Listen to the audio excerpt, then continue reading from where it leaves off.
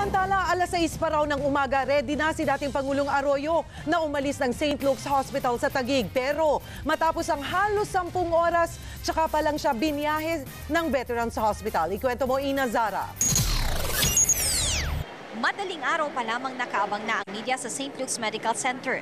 Dadalhin sa detention facility ang dating Pangulo ng Pilipinas.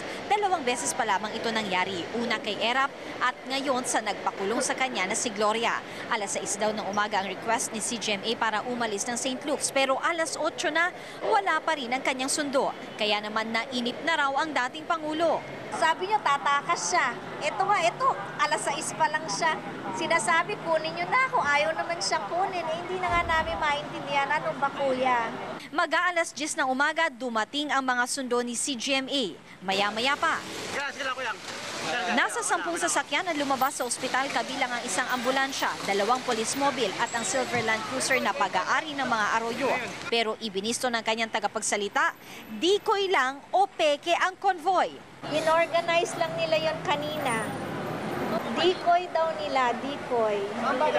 Maya-maya pa, ilang chopper naman ang umikot sa ere na tila may hinihintay. Pero hindi raw sasakay dito si CGMA ayon sa kanyang tagapagsalita. Mag-aalas 2 ng hapon pinakyat ng dating Pangulo ang isang photographer ng Associated Press para kunan siya ng litrato.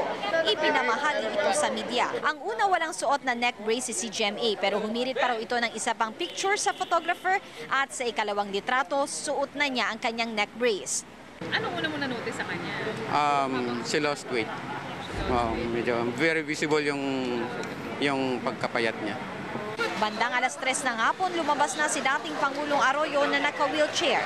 Sumakay siya sa isang coaster. Kasama niya dito ang asawang si dating First Gentleman Mike Arroyo. Dumiretso ang convoy ni CGMA kasama ang ilang sasakyan sa Veterans Memorial Medical Center. Ina Zara, News 5.